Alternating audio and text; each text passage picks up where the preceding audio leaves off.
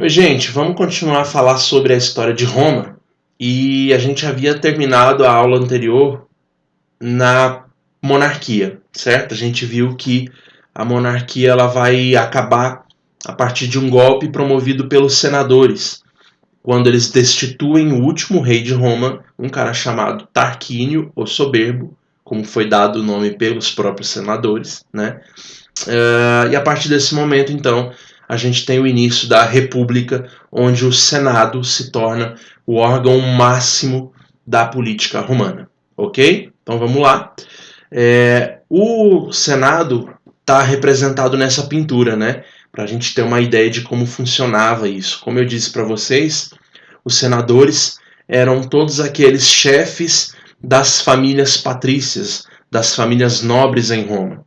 O Senado era, portanto, um lugar de discussão, de debate político, e era onde se tomavam as principais e mais importantes decisões na cidade de Roma. Ok? Agora, quando a gente está entrando em república, a partir de 509 a.C., pessoal, é importante que a gente faça uma distinção muito importante. É importante que a gente faça uma distinção muito clara sobre a diferença entre república e democracia. Por quê, pessoal? A gente já viu que democracia é aquilo que surge pela primeira vez em Atenas, na Grécia, certo? E agora a gente está falando sobre outra coisa, que é a república. Hoje, a gente está muito acostumado a associar as duas coisas, né? República e democracia atualmente costumam andar de mãos dadas, mas a gente esquece de perceber que são coisas diferentes, e é isso que eu quero mostrar para vocês. A república é um termo que vem do latim, né, pessoal, que é a língua falada em Roma, tá bom? República significa coisa pública, ou aquilo que pertence ao povo, né? Res vem do latim, significa coisa, pública, que significa povo. Uma república, portanto, pessoal, se a gente for resumir, imprime a ideia de que o Estado governa em benefício do povo. É isso que significa uma república. Se opondo à ideia de monarquia, percebe? Porque numa monarquia, o Estado pertence ao monarca.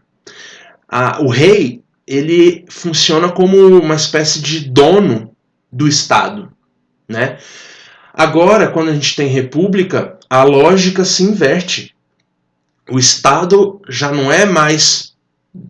o governo já não é dono do Estado.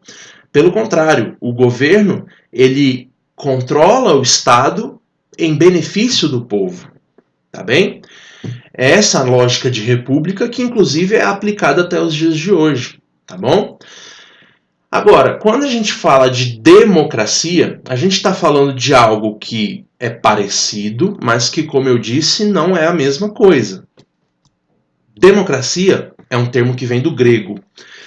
Demos significa povo, enquanto que o kratos significa poder.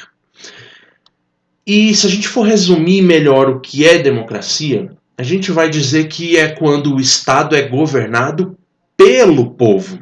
E aí, pessoal, é que está a diferença. Uma coisa é o Estado governar em benefício do povo. Outra coisa é o Estado ser governado pelo próprio povo.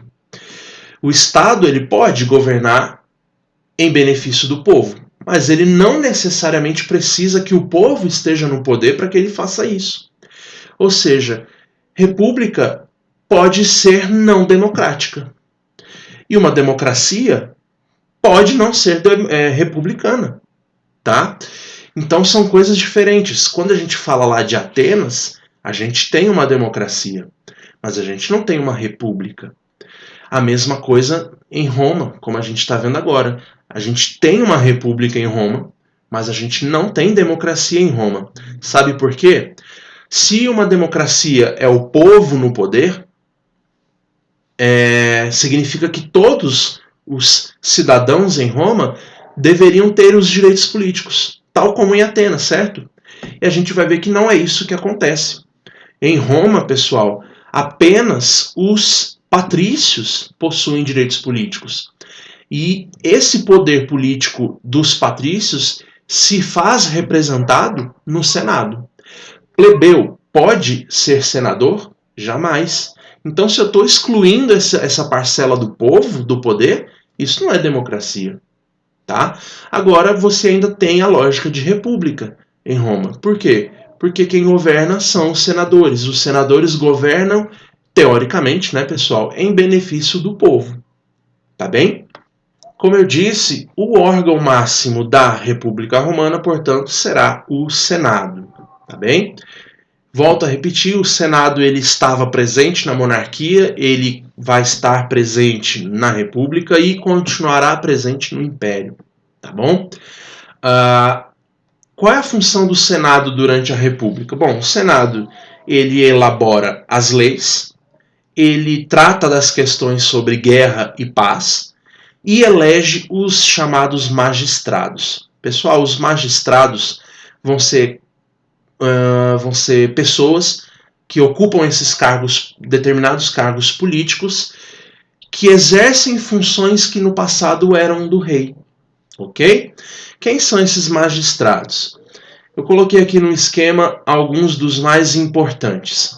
Vejam ali no topo, ao centro, a gente tem a figura do cônsul.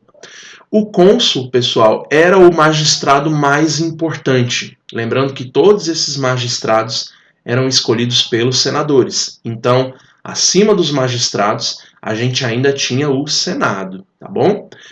O cônsul, ele era responsável pela função militar, em outras palavras, tá bem? O cônsul, portanto, ele liderava as tropas romanas, era ele quem participava ali, elaborava as estratégias de guerra, ok? E também ele era considerado o líder do Senado. Então ele era o primeiro entre os senadores, digamos assim. Ele quem presidia as sessões do Senado, ele que organizava os debates, as discussões sobre o que poderia ser feito em Roma. Ok? Portanto, o cônsul ele é realmente muito importante, pessoal. Agora, além dele, você tem a figura do pretor. O pretor ele funciona como uma espécie de juiz, né? Ele, portanto, é o responsável pelo poder judiciário, em outras palavras, em Roma, com as suas devidas proporções, ressalvas, tá? A gente tem a figura do edil. O edil ele é uma espécie de prefeito da cidade de Roma, é ele quem cuida da administração da cidade, desde, por exemplo, questões de pavimentação de estradas, organização de festivais religiosos, policiamento da cidade, né? Então ele funciona mesmo como uma espécie de prefeito em Roma, tá? O questor também é bastante importante porque ele cuida do tesouro público, as questões financeiras em Roma. É muito importante essa função do questor. É ele quem cuida, por exemplo, da cobrança de impostos. É ele quem cuida do orçamento do governo. Beleza? E nós temos essa outra figura à direita, que é o censor. O censor ele tem uma função bastante específica, que é a de fazer a contagem da população, de, portanto, criar as estatísticas relacionadas à população romana. E isso, a princípio, pode parecer bobeira, pode parecer uma função meio boba, né, pessoal? Mas a gente tem que ter em mente que, se você quer que o governo funcione bem, se você quer que a República Romana possa ter mais eficiência, é vital que você tenha o conhecimento sobre quem são as pessoas que vivem naquele lugar. E é aí que entra a função do censor. Porque pensa, por exemplo, numa situação de guerra. Os romanos eles precisam, então, saber quantos homens eles vão ter à sua disposição para recrutar no exército. Quem é que vai poder dar essa informação para eles? O censor. Ou, por exemplo, os romanos, o Senado romano precisa saber quantos de impostos serão arrecadados naquele ano.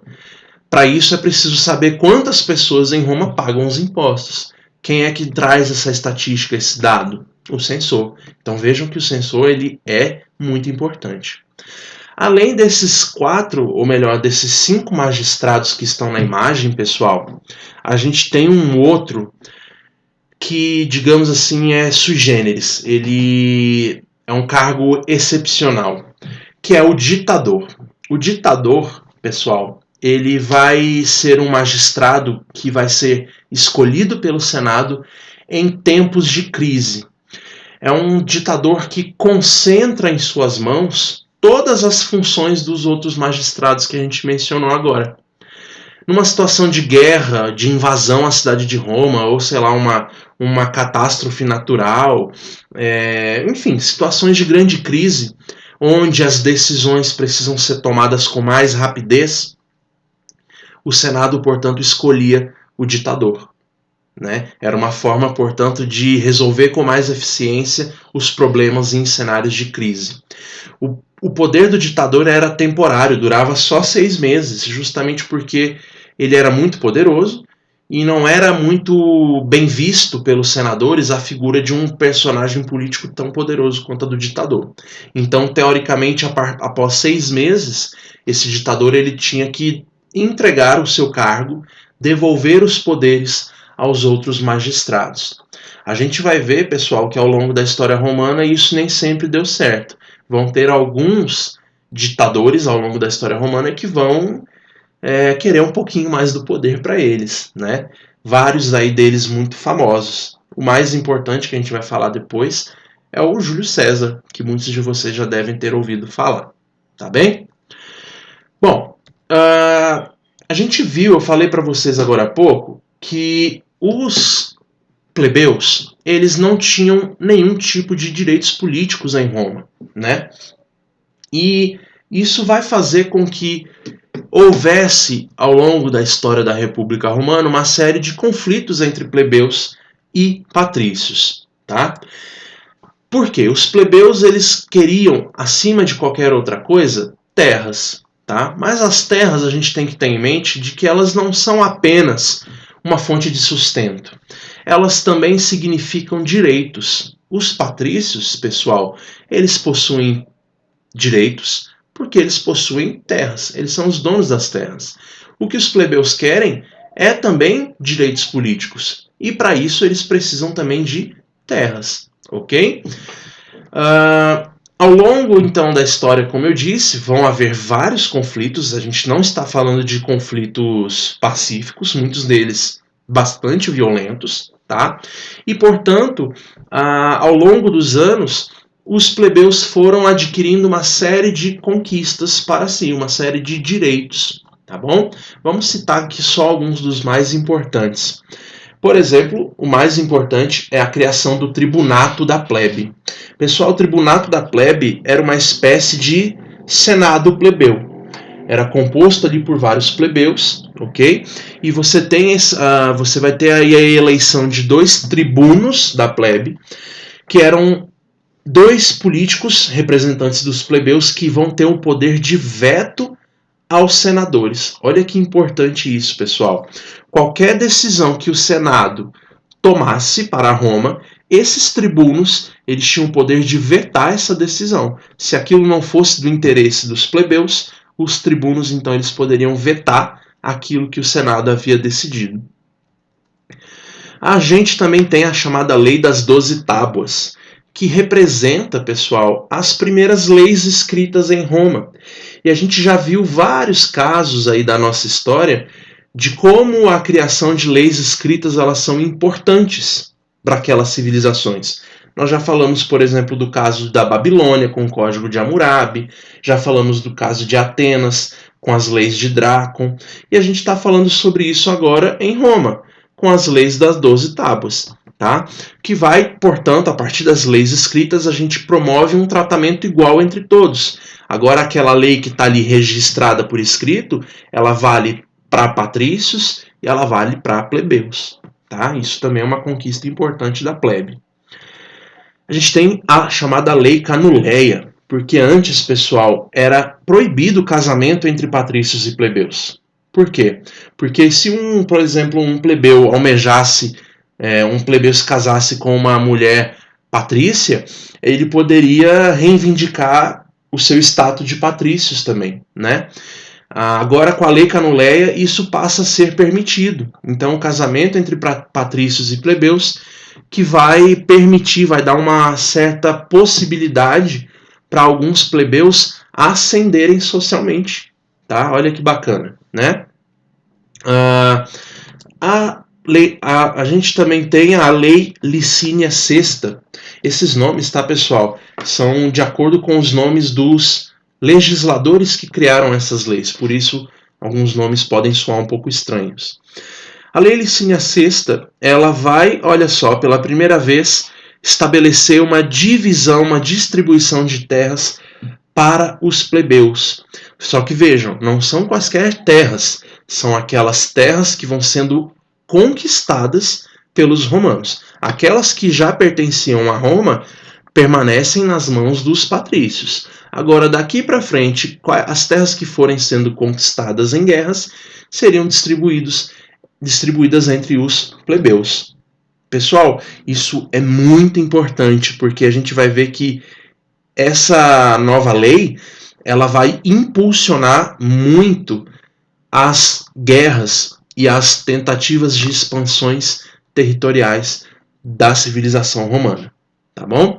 E por fim, né, a Lei Licínia Sexta, ela também vai acabar com a escravidão por dívidas de plebeus. Os plebeus já não poderiam mais ser escravizados por dívidas em Roma.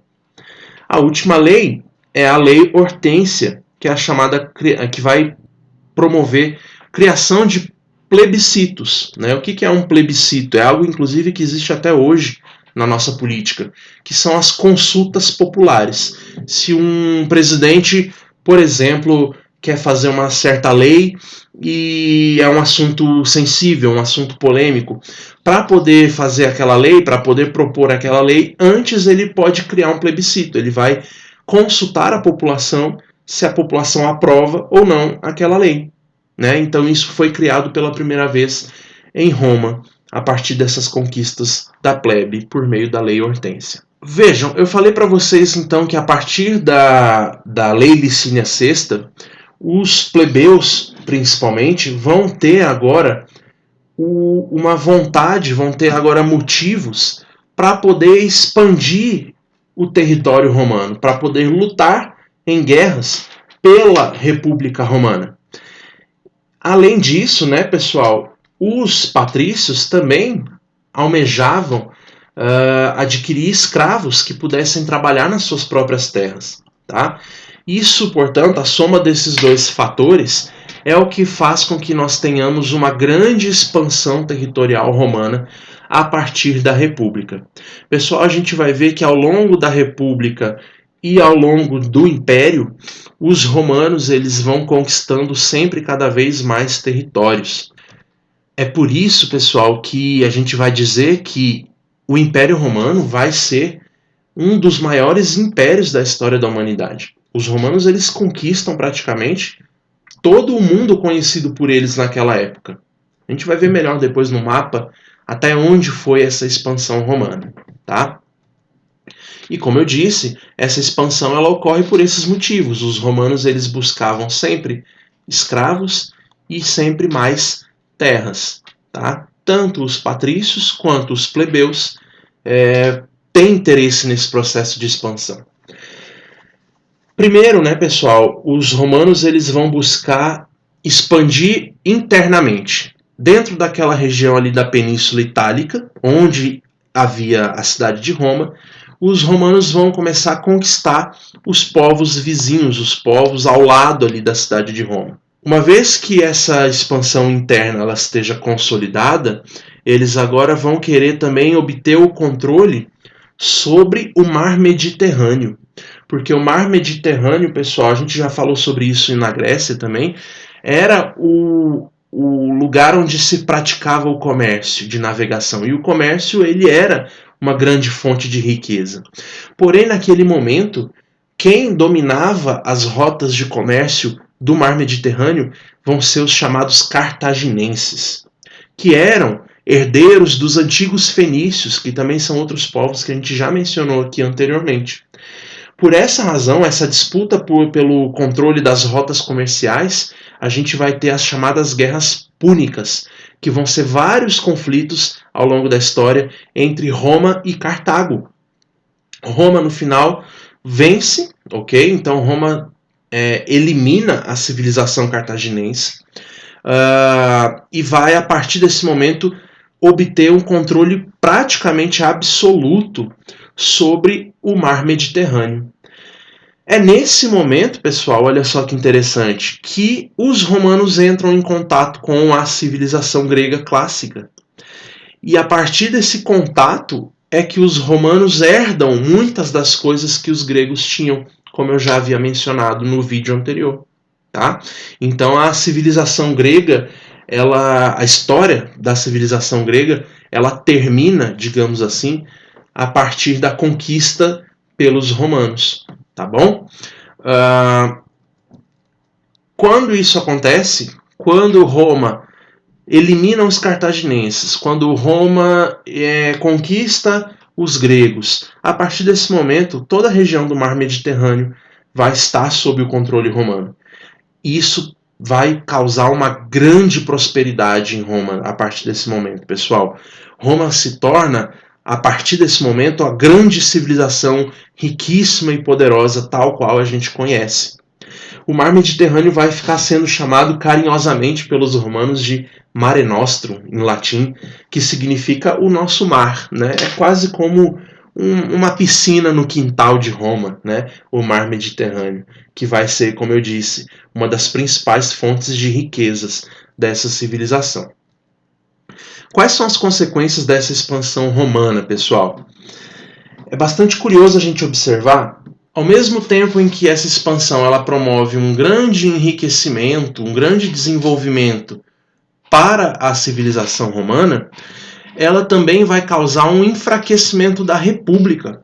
Por que isso, pessoal? Porque a partir do aumento das guerras, a classe militar ela começa a ganhar cada vez mais destaque, começa a ganhar fama e prestígio da sociedade romana.